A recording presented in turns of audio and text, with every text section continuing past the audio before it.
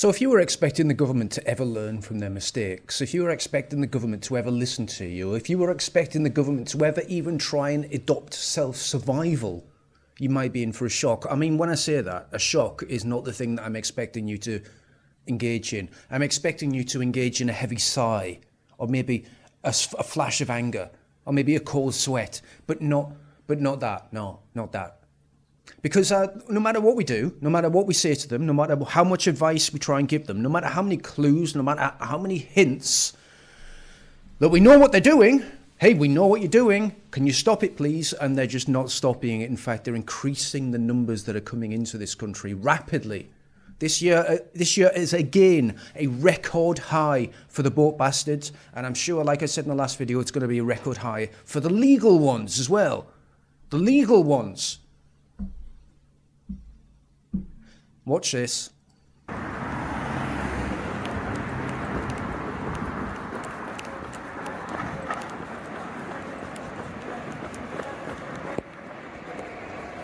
There we go, guys.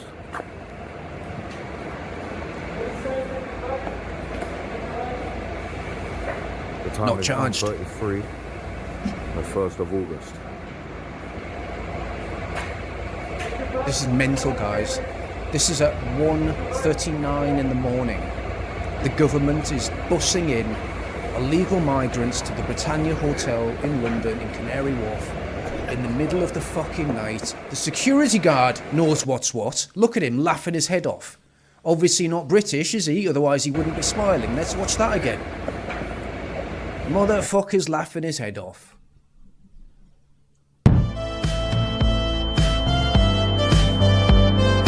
If raising legitimate concerns about thousands and thousands of unchecked foreign males illegally entering our country makes me far right, then so be it.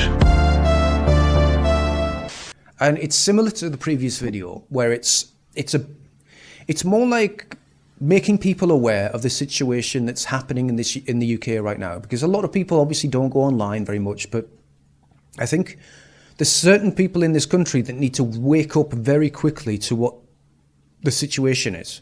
Now, I spoke in my last video how the government should do that before it becomes way too late for them, and I don't want to go into what would happen after that. But there's also people like this. The woman in this video is talking about how this guy in the van, so she goes up to him, she shouts at this guy, and then she goes around the front, she shouts at this guy, and she says, more or less, look, you can't have a camera trap with police markings and without any warning signs, and also without any of the stuff on the back, the yellow shit that show the high vis stuff, right? She's actually wrong on that. There's a lot of grey area when it comes to these traffic stop things. If it's mobile, it's a really grey area, whereas if it's stationary, there's more concrete rules. That's by the by. She might have got that wrong, but what I want to talk about is the fact that she's out here doing this, capturing this guy, who is, by the way, an ex-police officer, which is rank, absolutely rank. If he's doing this now, what was he doing when he was a cop?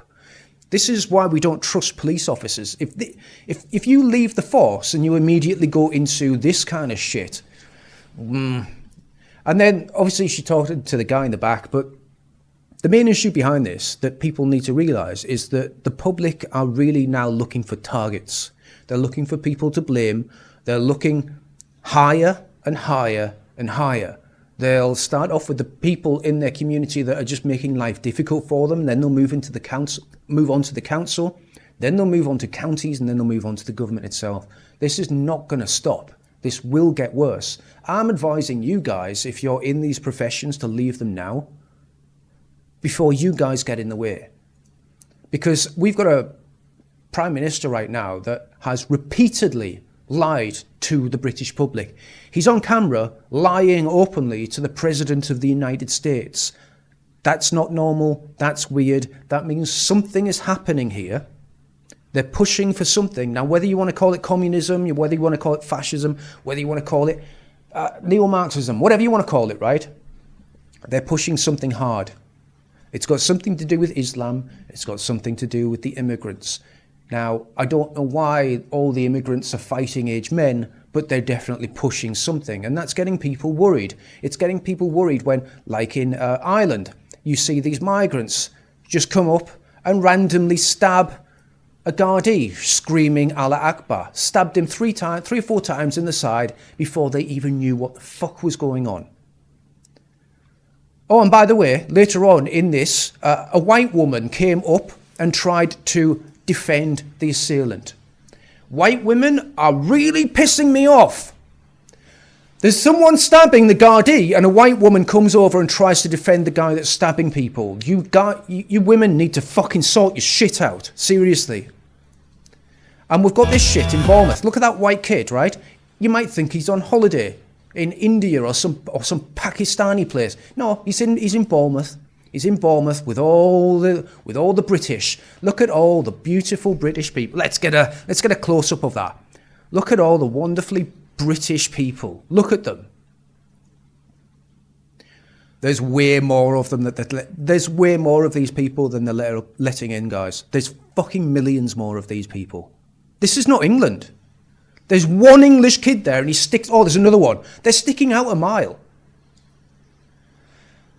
Problem, right? We're all seeing problems. Even this woman, who is consistently wrong with Nigel Farage because she's drank the Kool-Aid, but at least she's still on par with what's happening to the country. And being a victim. The real racists in this country are the people who are turning up trying to counter the good men and women of Britain who are worried about their communities and worried about a lot of men from other countries being brought in. I don't think we're worried about these men. I don't think we were ever worried about these men. And this is the problem, guys. We're now worried about the government. All of these distractions are fading away and we're realizing we're zoning in. We're focusing in on the real problem, and it's the government. Racists are those people who seem to think if you're born with brown skin in another country, you're helpless, that you're incapable, that you need us to put a roof over your head, you need us to provide you dinner, you need us to give you a free phone, you need us to give you lessons in yoga and a free PlayStation. They're the real racists because what they do is associate somebody's skin colour and nationality with being weak. Yep. It's called the soft bigotry of low expectations. So when you hear all these leftists say that we need to open our borders, we need to let these people in because our civilization is a strong one, our economy is strong, we can take care of them, we need to take care of them because they need to be taken care of, they're a racist fucking wanker who's lying to your face. They're also hypocritical because they're saying that we need to take care of them because they're weaker than us. At the same time, everyone's the same. It's a weird paradox that they can't quite grapple with because, unfortunately, cognitive dissonance is painful for leftists and they can rarely overcome it. A very good case and point here is this wanker who is incredibly upset that the Muslims couldn't build yet another fucking mosque in the UK after the thousands of mosques that they've already built. Okay. So we just came out of the planning committee for the new mosque in Gravesend. It was disappointing to see the result. Basically, the conclusion of it is that they're going to go and find a reason to reject this application. These Muslims will use you like Keir Starmer's rent boy. I swear to God, they will leave nothing left of you, and there is no power stance that you can do in the entire world to stop them having their way. Another soy boy that will regret his position in a few years. All of these people will regret their positions. All of them will find it very difficult to get jobs because as far as most people will see them as, they will be traitors. They are now in the way of the problem that needs to be solved. They're positioning themselves between the fucking giant problem that needs to be solved and is probably graping your kids and yourself. Now, the government has also positioned themselves into that nice little position in line of sight of everyone. Thank you, Keir Starmer, for finally making it very clear who the real enemies are. And we will see people slowly, but then more quickly, realise the truth.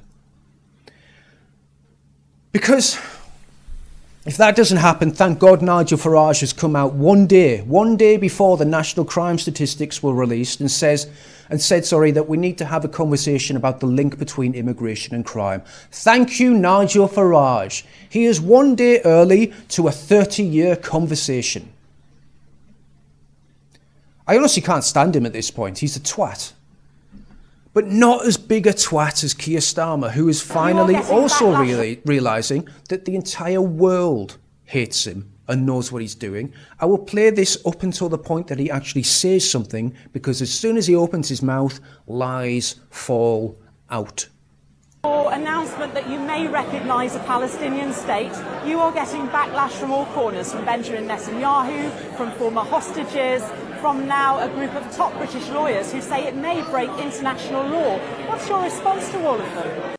Well, his response is, we can recognise the state of Palestine, but we can't stop the boat bastards. We can recognise the state of Palestine and invite every single one of them into our country on a refugee visa, but we can't stop people raping our children. We won't even talk about it.